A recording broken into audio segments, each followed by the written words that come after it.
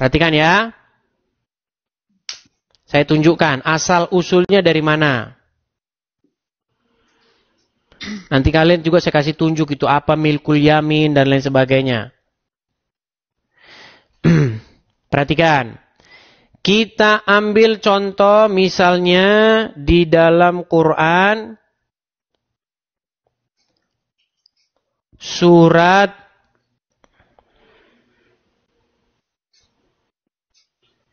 nih ya, Al-Anfal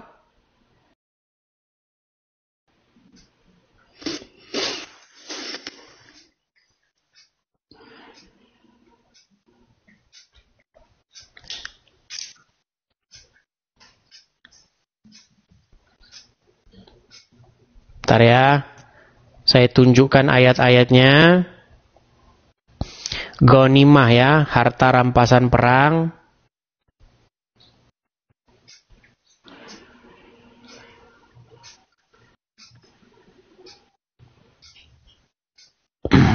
Sabar. Karena ayat ini jarang kita naikkan ini teman-teman. Karena ayat ini terlalu keras ya. Nih ya.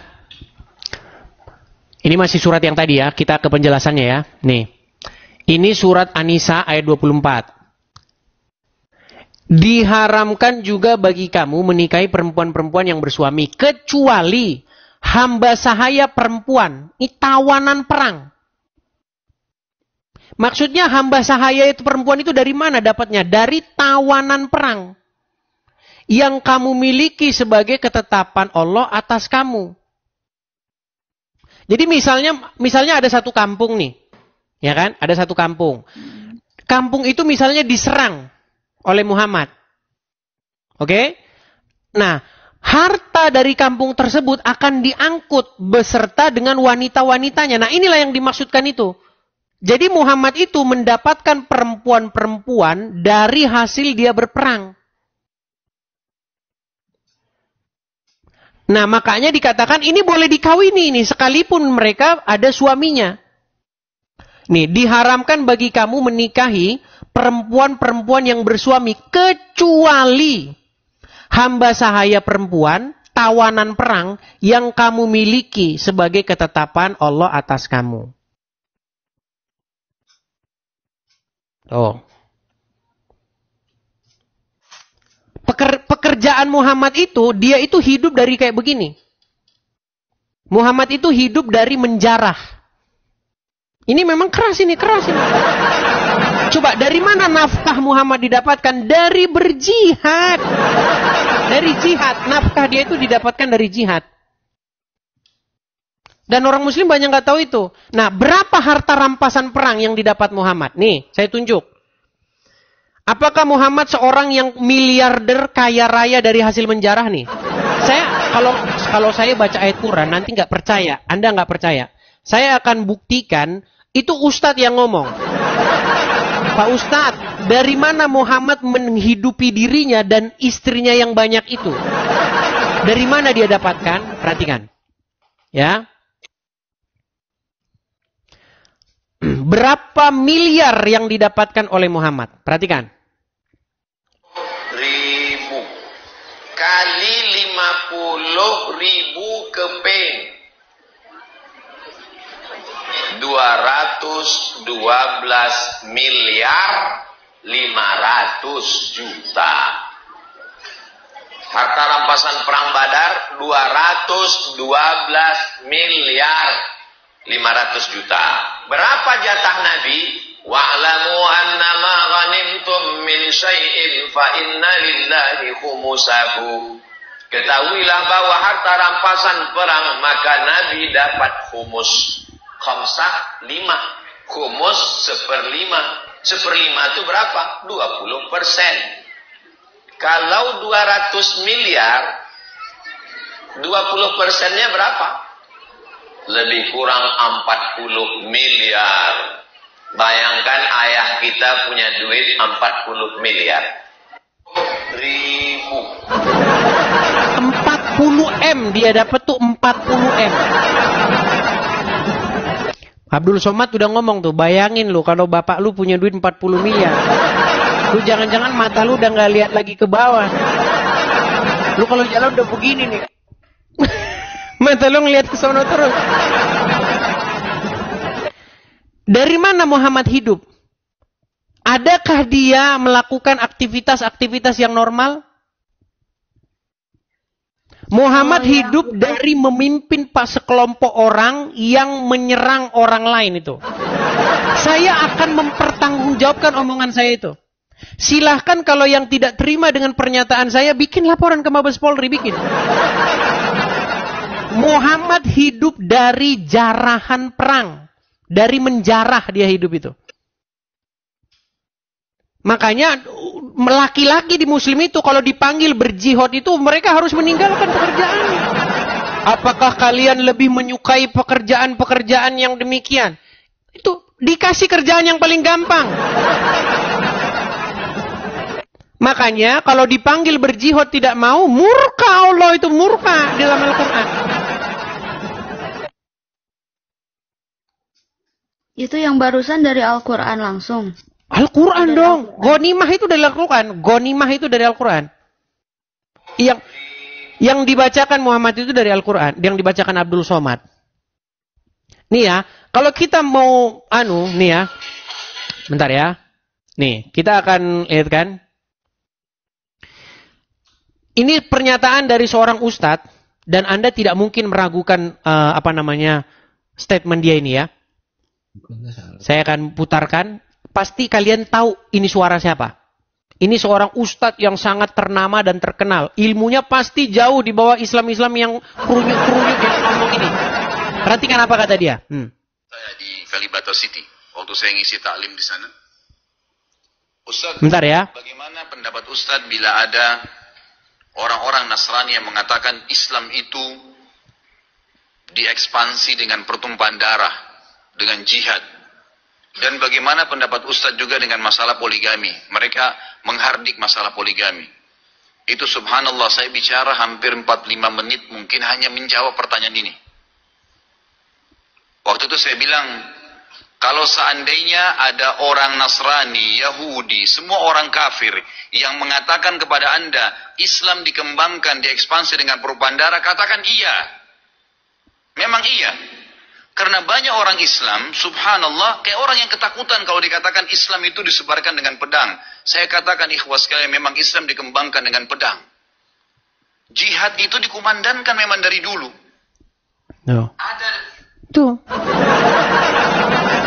Jadi dulu Islam tuh kayak begitu. Muhammad itu kerjanya memimpin sebuah kelompok, kemudian membawa pedang, kemudian menyerang.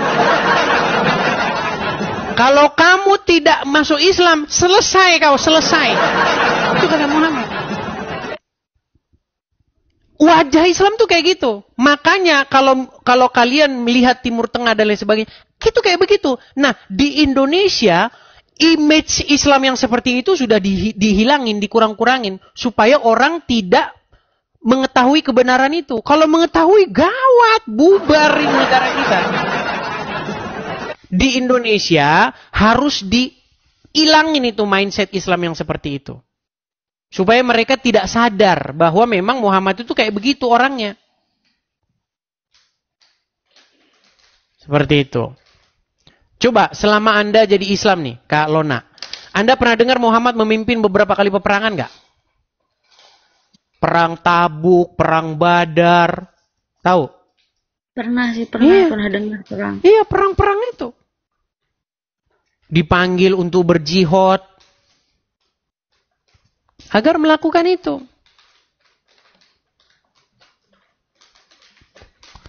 Saya tunjukkan lagi satu hadis ya, nih. Bagaimana wajah atau kelakuan atau karakter Muhammad. Jadi kalau ada orang gambar Muhammad yang mukanya bawa pedang begini terus mukanya serem, karena dia baca ini. Mungkin perkataan saya ini terlalu keras, tapi memang itu kenyataannya gitu loh masalahnya. Itu faktanya. Kalau saya bilang begitu, memang banyak akan melukai orang Islam. Saya mohon maaf yang sedalam-dalamnya. Dari hati saya yang paling dalam, saya mohon maaf. Saya tidak sama sekali berniat ingin menyakiti hati Anda. Saya betul-betul dari hati yang saya paling dalam. Tidak ada sedikit pun niatan hati saya buat kalian itu jengkel, marah, sakit hati. Enggak. Saya hanya pengen kalian sadar.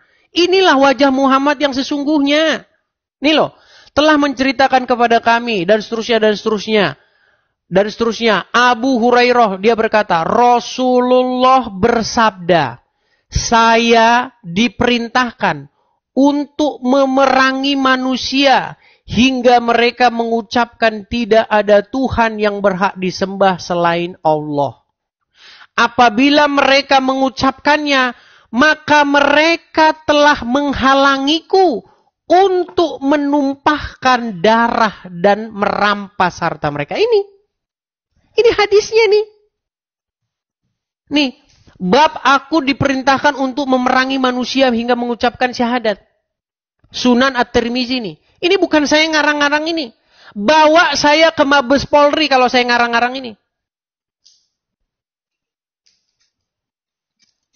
Inilah wajah Muhammad yang selama ini kalian tidak pernah tahu.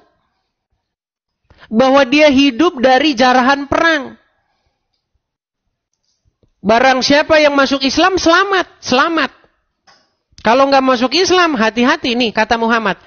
Apabila mereka mengucapkannya, maka mereka telah menghalangiku untuk menumpahkan darah dan merampas harta mereka. Apakah saya dengan berkata begini kepada saudara-saudara saya muslim yang sangat saya kasihi, lantas saya langsung Anda benci? Padahal saya hanya mengungkapkan kebenaran.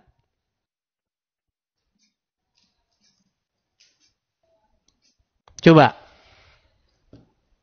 Bagaimana Anda mengatakan kepada kami bahwa Yesus kami di dalam Injil kami menubuatkan orang semacam itu?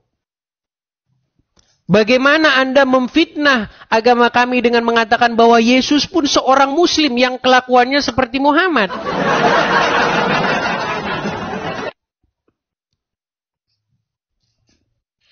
Coba.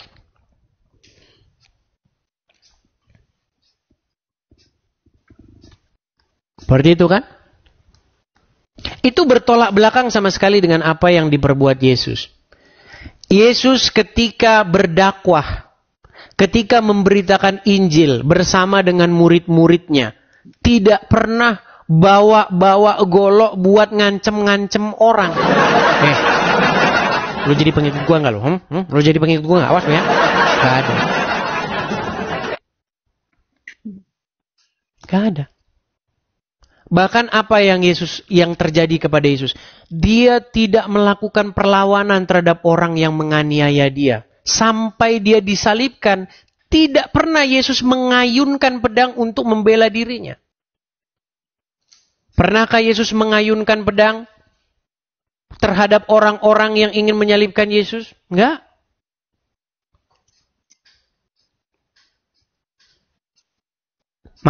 Makanya yang patut dijadikan Tuhan, yang patut dipertuhan, Anda sudah tahu definisi mempertuhan?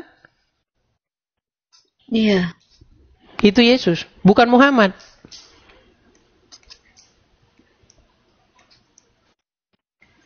Begitu. Jadi janganlah lagi menunda-nunda untuk menerima Yesus sebagai, kalau bahasa Islamnya, junjungan. Junjungan, suri tauladan, sosok yang patut diikuti.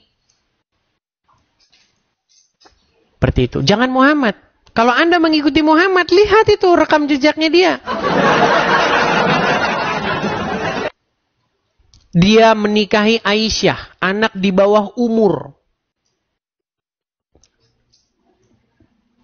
Jadi slogan-slogan Muhammad yang mulia, suri tauladan yang baik, itu slogan-slogan yang meracuni manusia. Banyak sekali meracuni manusia. Padahal dia tidak tahu seperti apa Muhammad. Cuman kadang saya waktu ngomong begini, banyak orang tersinggung dengan saya. Banyak orang, sebenarnya saya nggak mau ngomong begitu loh teman-teman. Saya nggak mau ngomong begitu. Biarlah mereka begini. Tapi ketika kalian mengait-ngaitkan agama kalian dengan kami. Abdul Somad. Mau saya puterin. Ini Abdul Somad nih. Saya kan harus bicara. Saya harus ambil suara untuk menjawab tuduhan-tuduhan mereka. Nih ya. Contoh ya. Misalnya nih. Ini perkataan-perkataan ulama-ulama Islam nih. Saya kasih coba. Anda perdengarkan ya. Yang ngomong bukan kelas kroco-kroco. Ini yang ngomong sekaliber Abdul Somad. Perhatikan. Ulangan 18 ayat 18. Pasal 18 ayat 18. Apa kata Musa? Apa kata Tuhan kepada Musa? Seorang nabi akan kubangkitkan bagi mereka dari antara saudara mereka. Seorang nabi akan kubangkitkan dari mereka, dari saudara mereka, seperti engkau, hai Musa. Nanti yang akan datang di akhir zaman itu seperti engkau, hai Musa. Aku akan menaruh firmanku dalam mulutnya, sehingga kalau dia berbicara, cakapnya adalah firman. Dan dia akan mengatakan kepada mereka segala yang kuperintahkan. Kalau dia bicara, cakapnya adalah firman. Siapa yang dimaksud Tuhan di dalam ini? Apakah Isa atau Muhammad? Kita lihat. Karena tak disebutnya nama, hanya disebutnya sifat. Apa sifatnya? Kubangkitkan bagi mereka saudara mereka. Saudara Musa berarti Isa. Kata orang yang melihat nasab Isa. Naik ke atas, dekatnya ke Musa. Ya, intinya nanti kalian baca sendiri. Intinya begini. Banyak ulama-ulama Islam yang menempel-nempelkan agamanya itu ke dalam Bible. Ke dalam Taurat, ke dalam Injil. Zakir Naik berbuat yang sama. Dia ceramah keliling Indonesia. Dikawal oleh kepolisian. Disambut oleh Wapres pada waktu itu Yusuf Kala. Yang dibahas apa? Kristen. Di dalam Injil Yesus menubuatkan Muhammad. Yesus itu seorang Muslim. Nah, klaim-klaim yang terus-menerus seperti ini. Bertahun-tahun. Ya kan? Orang Muslim terus membahas kekristenan. Akhirnya membuat saya untuk menjawab mereka ini. Saya jawab. Tapi tidak mungkin saya hanya menjawab-jawab terus. Saya counter juga.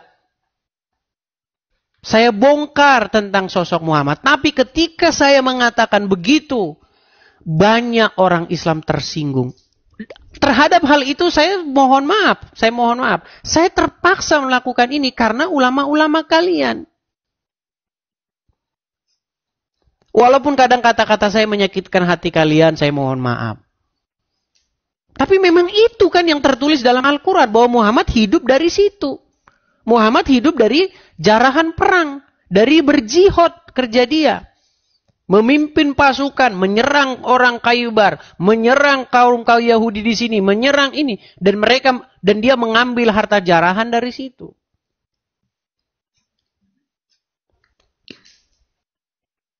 Dan itu menjadi satu indikasi bahwasanya Yesus kami tidak menubuatkan orang semacam itu. Seperti itu. Jadi begitu ya kalau dan teman-teman muslim yang lain kalau yang nonton merasa tersinggung nanti kalau saya bilang begitu, kamu kok ngomongnya begitu loh. Lagi pula yang saya katakan benar kok. Apakah yang saya katakan bukan merupakan fakta? Coba kalau misalnya yang saya katakan itu fitnah, saya akan menyerahkan diri saya ke Mabes Polri kalau yang saya katakan itu fitnah. Naik Islam ke sini, tunjukkan kepada saya bahwa yang saya katakan itu fitnah. Bahwa Muhammad hidup dari harta jarahan perang itu. Abdul Somad udah hitung 40 M dia dapat gimana? Yang ngomong Muhammad dapat bagian 40 miliar Abdul Somad.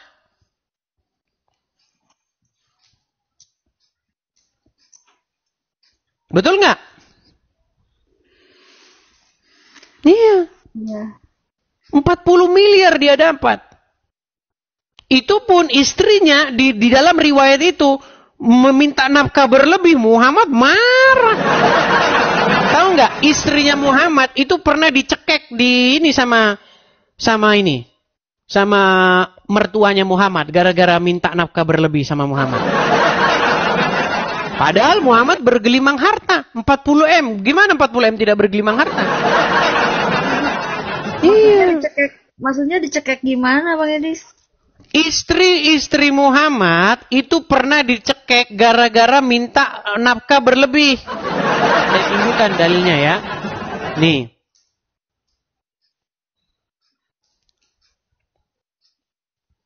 Bentar ya.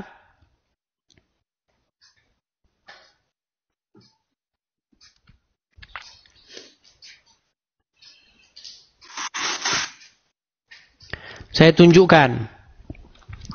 Apakah ada riwayat yang demikian? Ya, saya tunjukkan. Saya bacakan dalilnya. Aduh, kita sayangnya belum punya galeri ya. Nih. Saat istri minta uang belanja lebih, begini sikap Rasulullah. Nih, Muhammad yang punya 40 M itu ya. Ini. Dikatakan ya dalam riwayat-riwayatnya ya, perhatikan. Saya bacakan apa yang terjadi kepada istri-istri Muhammad ketika meminta nafkah berlebih. Ya, saya bacakan dari sini. Rasulullah SAW mendengar, kita bacakan dari sini saya. Dikutip dari buku 115 kisah menakjubkan dalam kehidupan Rasulullah oleh Fuad Abdurrahman. Suatu hari, semua istri Nabi berkumpul dan saling melontarkan keluhan. Ngeluh istri-istri Muhammad, ngeluh. Ya, saling melontarkan keluhan. Mereka merasa tidak mendapatkan nafkah dan perhiasan yang layak. Dalam arti lain, mereka meminta nafkah lebih sebagai tambahan uang belanja. Rasulullah yang mendengar keluhan ini kemudian memberi dua pilihan. Yakni bersabar hidup apa adanya dengan beliau atau hidup mewah tetapi berpisah. Diancam diceraikan. Sebagai seorang kepala rumah tangga yang mencintai para istrinya, Rasulullah merasa gundah atas keluhan ini. Sampai beliau menampilkan wajah muram. Jadi, istri, kalau lu minta jatah, minta uang belanja dari suami, kalau suamimu berwajah muram, bukankah suamimu sudah pantas masuknya di anu? Dicuekin, gak dimasakin? Bayangin istri-istri sudah capek bersih-bersih rumah dari pagi ke pagi, minta uang belanja tidak dikasih. Enak aja lo, gue urusin lo. Jadi begitu kan? Nah, terus tak lama setelah kejadian ini, dua sahabat Rasulullah yakni Abu Bakar As-Siddiq dan Umar bin Khattab, ini sekaligus mertuanya Muhammad ini. Sahabat sekaligus mertua. Ya. Mendatangi rumah beliau dan mendapati wajah Rasulullah muram. Kedua sahabat yang juga mertua Rasulullah ini akhirnya mengerti bahwa kegundahan berakar dari para istrinya. Karena saat itu para istri Rasulullah tengah berkumpul. Abu Bakar dan Umar kemudian berusaha meredakan kegundahan beliau. Abu Bakar berkata, "Wahai Rasulullah, seandainya aku mendapati putriku menuntut nafkah kepadamu, aku pasti akan mencekik lehernya." Ujar Abu Bakar, yang tak lain adalah ayah dari Aisyah. Umar pun mengucapkan kata-kata yang sama berkaitan dengan putrinya Hafsah. Setelah itu, dua sahabat Rasulullah SAW ini menemui putrinya masing-masing. Tanpa pikir panjang, mereka ini mencekik leher putrinya. Ada riwayat yang menyebutkan memukul tengkuk seraya menghardik. Dengan berkata apa? Kamu menuntut sesuatu yang tidak sepatutnya kepada Rasulullah. Mendengar sang ayah marah, istri Rasulullah ini lantas memberi jawaban, demi Allah, kami tidak akan menuntut sesuatu yang tidak dimiliki Rasulullah. Padahal dia punya 40 M. Bayangin 40 M kalau dibeliin emas, saya rasa Anda tidak bisa lagi mengangkatnya. Bisa-bisa patah tuh leher. Coba. Gimana? Satu sisi Muhammad punya 40 M. Satu sisi Muhammad mau makan aja dia nggak punya uang sampai nggak adain baju. Ada riwayatnya Muhammad mau makan sampai nggak adain baju.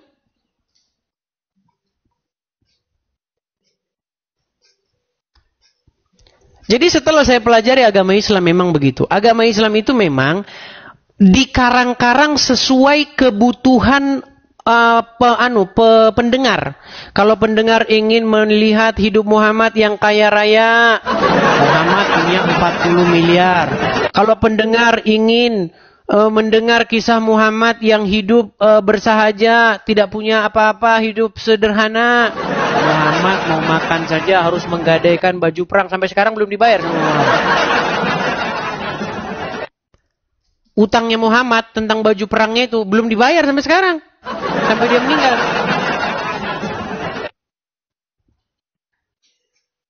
Mau saya bacakan riwayatnya? Boleh. Baik. Saya akan tampilkan ya bagaimana kisah Rasulullah yang dia untuk makan saja dia tidak mampu. Tapi diriwayatkan istrinya banyak. Bagaimana ada orang beristri banyak tapi makan saja tidak mampu? Enggak masuk akal, cerita-ceritanya enggak masuk akal. Kisah Rasulullah gadaikan baju perang kepada Yahudi untuk beli makan. Perhatikan. Nih. Apa dikatakan di sini? Rasulullah, nih dikisahkan dalam sebuah riwayat, Rasulullah memakai 2 baju pelindung pada saat perang Uhud. Baju beliau terasa berat hingga Rasulullah tidak sanggup naik ke tempat yang lebih tinggi. At-Tirmizi dalam Syama'il Muhammadiyah mencatat nih bahwa Nabi memiliki 2 baju pelindung dan seterusnya. Tohlah membantu dan seterusnya nih. Nah, baju perang Rasulullah tersebut pada akhirnya digadaikan kepada Abu Syam. Abu Syam adalah seorang Wahyudi. Rasulullah menggadaikan baju perang tersebut untuk membeli makanan pokok.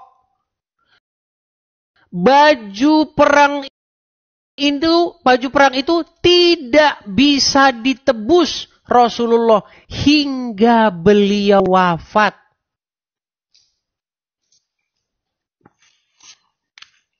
Sehingga Ali bin Abu Thalib yang melunasi setelah wafat.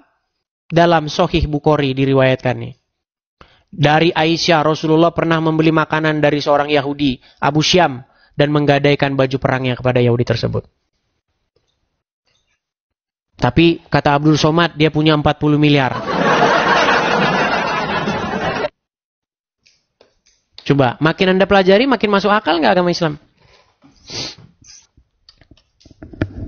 Makin aneh aja. Makin aneh. Nah, kepada orang-orang yang mengatakan kepada saya, Bang, kok kamu urusin sih, Bang? Ya karena ulama-ulama kalian. Seandainya ulama-ulama kalian tidak berbicara tentang kekristenan, tidak mengusik-ngusik atau mengait-ngaitkan dirinya dengan kekristenan, saya masa bodoh taing lah sama kalian, masa bodoh, ngapain saya urusin? Begitu. Bagaimana Lona? Sudah makin mantap ingin meninggalkan agama Islam? On proses kayaknya. On proses. Ya, nggak apa-apa lah. Jangan buru-buru. Buru-buru itu biasanya menghasilkan hal yang berantakan. Tapi sesuatu itu harus organize, harus terstruktur, terencana. Begitu.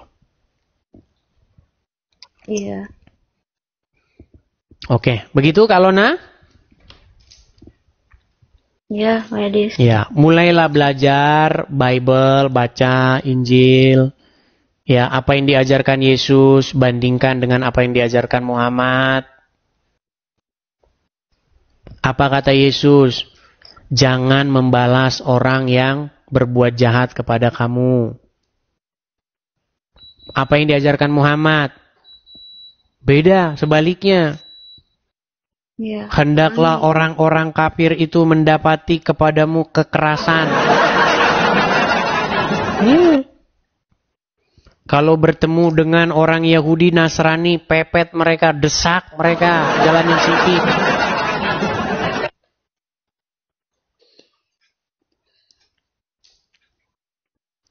Itu sangat bertentangan dengan apa yang diajarkan oleh Tuhan Yesus.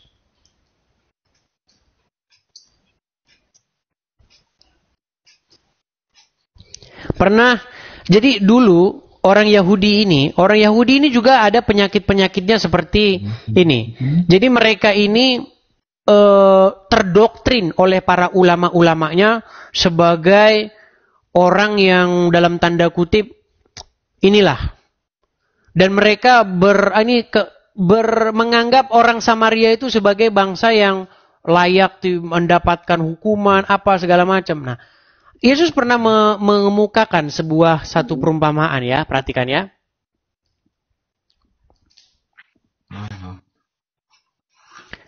Ya. Saya akan bacakan sebuah perumpamaan mengenai tentang orang yang dirampok ya. Sebentar ya.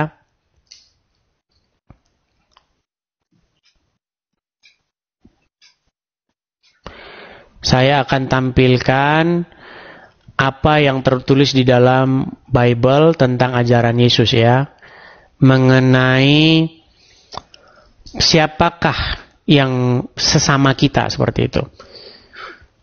Saya balikkan dulu ya. Nih. Misalnya yang ada di dalam Lukas pasal yang ke-10 ya.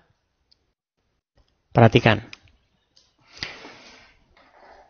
Ini orang Samaria yang di zaman Yesus ini orang ini dianggap sebagai bangsa yang ya kayak begitu, kayak pandangan orang Islam terhadap orang-orang kafir. Ya. Tapi Yesus memberikan sebuah pandangan yang berbeda dengan ajaran-ajaran yang diterima oleh ulama-ulama orang Yahudi. Nih, kita mulai dari pasal yang ayat yang ke-25 ya. Pada suatu kali berdirilah seorang ahli Taurat untuk mencobai Yesus. Katanya, Guru, apa yang harus kuperbuat untuk memperoleh hidup yang kekal? Jawab Yesus kepadanya, apa yang tertulis dalam... Bukan ini ya, sebentar. Oh ya, ini betul. Apa yang tertulis di dalam hukum Taurat? Mana tadi? Apa yang kau baca di sana? Jawab orang itu, kasihilah Tuhan Allahmu dengan segenap hatimu, dengan segenap jiwamu, dan dengan segenap kekuatanmu, dan dengan segenap akal budimu, dan kasihilah sesama manusia seperti dirimu sendiri. Kata Yesus kepadanya, jawabmu itu benar. Perbuatlah demikian, maka engkau akan hidup. Tetapi untuk membenarkan dirinya, orang itu berkata kepada Yesus, dan siapakah sesamaku manusia? Nah, karena orang Yahudi ini tidak menganggap orang Samaria itu sesamanya. Tapi apa perumpamaan yang dibuat oleh Yesus? Perhatikan. Jawab Yesus, adalah seseorang yang turun dari Yerusalem ke Yeriko. Ia jatuh ke tangan penyamun-penyamun, yang bukan saja merampoknya habis-habisan, tetapi yang juga memukulnya dan sesudah itu pergi meninggalkannya setengah mati. Kebetulan ada imam turun melalui jalan itu. Ia melihat orang itu, tetapi ia melewatinya dari seberang jalan. Demikian juga orang Lewi datang ke tempat itu. Ketika ia melihat orang itu, ia melewatinya dari seberang jalan. Lalu datang seorang Samaria yang sedang dalam perjalanan ke tempat itu. Dan ketika ia melihat orang itu, tergeraklah hatinya oleh belas kasihan. Ia pergi kepadanya, lalu membalut luka-lukanya. Sesudah ia menyiraminya dengan minyak dan anggur, kemudian ia menaikkan orang itu ke atas keledai tunggangannya sendiri, lalu membawanya ke tempat penginapan dan merawatnya. Keesokan harinya ia menyerahkan 2 dinar kepada pemilik penginapan itu, katanya, rawatlah dia, dan jika kau belanjakan lebih dari ini, aku akan menggantikannya waktu aku kembali. Siapakah dari ketiga orang ini yang menurut pendapatmu adalah sesama manusia dari orang yang jatuh ke tangan penyamun itu? Jawab orang itu, orang yang telah menunjukkan belas kasihan kepadanya. Kata Yesus kepadanya, pergilah dan perbuatlah demikian. Kalau kita tahu background ceritanya ini ya, ini imam-imam, ini petinggi-petinggi yang kayak sekarang ini, ulama-ulama, pendeta-pendeta, ya kan? Orang yang kerjanya firman Tuhan, itu kan ini imam. Kemudian orang Lewi ini garis keturunannya Musa ini, klannya Musa ini, orang yang kerjanya membakar ukupan, orang yang kerjanya di mesbah ini. Tapi mereka cuek-cuek aja ini. Tapi malah ada seorang Samaria yang dipandang orang sebagai orang sesat, orang tapir ini. Tapi malah dibenarkan. Nah, hal-hal semacam ini terjadi nih di dunia muslim nih kayak begini. Makanya kalau ada ustadz ceramah, walaupun orang berbuat jahat setengah mati, jahat sejahat-jahatnya, kalau dia muslim masuk surga. Tapi kalau ada orang tapir, walaupun dia baik, suka menolong, ya kan, dia akan masuk neraka sama saja. Jadi banyak orang sekarang itu sudah dikotak-kotakan. Padahal yang diajarkan Yesus bukan seperti itu. Karena agama atau yang tertulis di KTP itu nggak dipakai itu. Tetapi apa yang kita lakukan. Karena iman itu harus dieksekusi dengan perbuatan. Kalau iman cuma nempel di KTP ya nggak ada gunanya. Tidak berbuah. Kamu percaya kepada Yesus? Ya percaya. Tetapi tidak melakukannya. Seperti itu.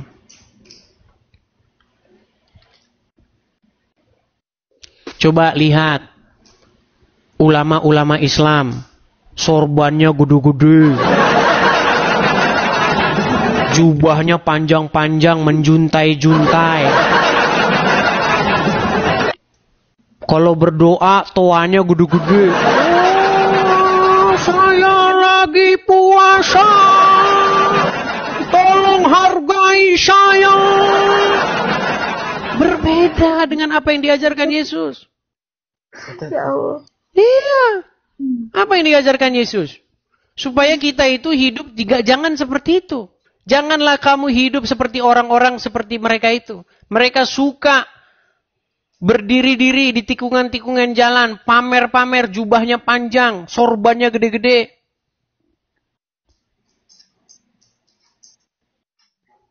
Dan menunjukkan kepada orang. Beda kata Yesus. Kalau kamu berpuasa, janganlah orang tahu kalau kamu itu berpuasa. Melainkan cucilah mukamu, minyakilah rambutmu. Tetap tampil segar. Biasa-biasa aja. Jikalau engkau berdoa, jangan juga berdoa seperti orang-orang munafik. Coba, berdoa. Apa yang bertentangan. Ajaran Yesus dengan ajaran Islam 180 derajat, satu ke sana. Beda jauh. Maksudnya berdoa seperti orang munafik seperti gimana, Bang Yadis? Contoh, orang Islam kalau berdoa dipasang toanya kan. Pagi-pagi subuh itu. Subuh-subuh jam 4. Wah, toanya sudah kemana-mana. Betul tidak? Pagi-pagi subuh-subuh. Toanya sudah kemana-mana. Beda. Kalau orang Kristen kalau berdoa nggak perlu begitu. Justru kalau berdoa nggak usah ada orang terganggu.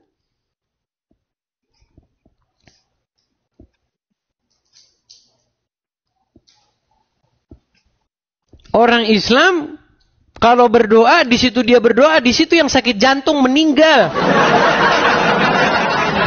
Iya, karena dibikin 5 toanya. Itu pun toanya bikinan kafir lagi. Mending kalau toanya bikinan mereka sendiri. Kumaha hari kitu atuh Bang Edis? Iya, makanya belajarlah ajaran kekristenan. Baca apa yang tertulis dalam Injil. Di dalam Injil Tuhan itu tidak melihat gerakan-gerakan badan, tidak melihat pakaian, tetapi dia melihat hati. Makanya kalau dalam Kristen datang kepada Tuhan itu membawa hati. Di dalam Islam datang kepada Tuhannya harus begini. Situ. Ulasnya begini, kalau nggak begini repot nanti. Tidak diterima. Airnya harus begini, terus barunya begini. Sisi 3 derajat, 4 derajat harus beda sisi, dikit salah. Bahaya ini, Tuhan nanti nggak harus miringnya 2 derajat, nah ini. Terus cara menyemburnya juga harus 3 kali. Itu ritual-ritual yang nggak ada gunanya. Nggak ada gunanya. Kalau nyentuh perempuan batal, wudu lagi.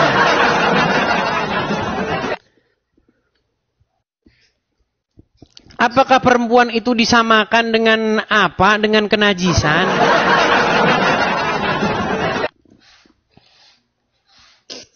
Begitu. Makanya baca Injil, beli Injil baca. Di situ tentang riwayat hidup Yesus. Apa yang diajarkan oleh Tuhan Yesus, bagaimana dia memandang orang yang berdosa. Pernah suatu kali Yesus duduk makan. Yesus makan bersama dengan para pemungut cukai dan para pendosa. Iya. Makanya yang dilakukan Yesus itu bertolak belakang dengan apa yang dipahami oleh ulama-ulama. Ada ulama-ulama Yahudi waktu itu. Guru, mengapa kamu makan dan duduk bersama pengungut cukai dan pendosa? Yesus mengungkapkan satu perumpamaan. Baca perumpamaan-perumpamaan yang diajarkan oleh Yesus. Kalau zaman sekarang, bahasa-bahasa zaman sekarangnya, guru, gimana sih lu kalau nongkrong-nongkrongnya sama orang-orang tukang minum-minum sih nongkrongnya? Gimana sih? Itu kalau bahasa zaman sekarang. Nah, kalau dalam sudut-sudut pandang agama Yahudi, orang ulama harus duduk bersama dengan orang-orang yang suci di luar. Dalamnya kan kita nggak tahu kayak apa. Tapi beda. Nih, saya ungkapkan lagi perumpamaan-perumpamaan ya. Bagaimana Yesus duduk dan makan bersama pengungut cukai.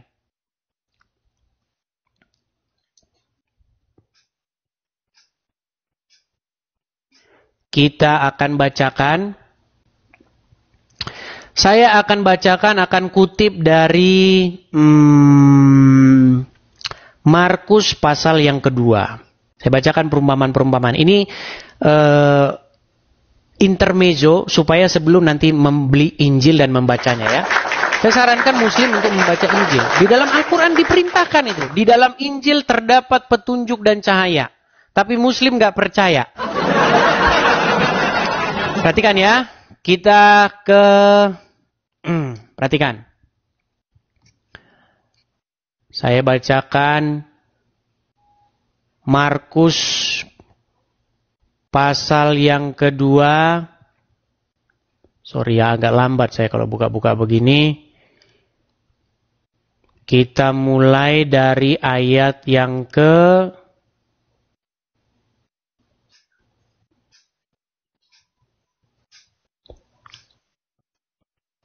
Sebentar, ini bukan yang di Markus ya. Ini memang ada, tapi tidak selengkap yang di ini. Kita ambil yang di Lukas aja coba ya. Sebentar. Sabar ya. Lukas pasal yang kelima ya. Lukas pasal yang kelima.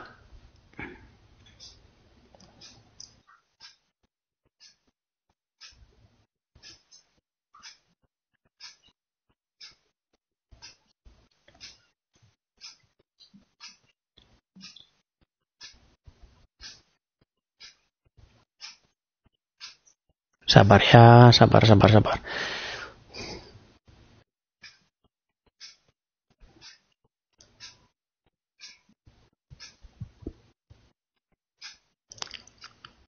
Pasal yang ke-15 ternyata. Sorry. Nih ya. Perhatikan. Lukas pasal yang ke-15. Para pemungut cukai dan orang-orang berdosa biasanya datang kepada Yesus untuk mendengarkan dia. Maka bersungut-sungutlah orang-orang Farisi dan ahli-ahli Taurat, katanya. Ia menerima orang-orang berdosa dan makan bersama dengan mereka. Lalu ia di sini i-nya besar merujuk kepada Yesus, mengatakan perempuan ini kepada mereka. Siapakah di antara kamu yang mempunyai 100 ekor domba, dan jikalau ia kehilangan seekor di antaranya, tidak meninggalkan yang 99 ekor di padang gurun, dan pergi mencari yang sesat itu sampai ia menemukannya.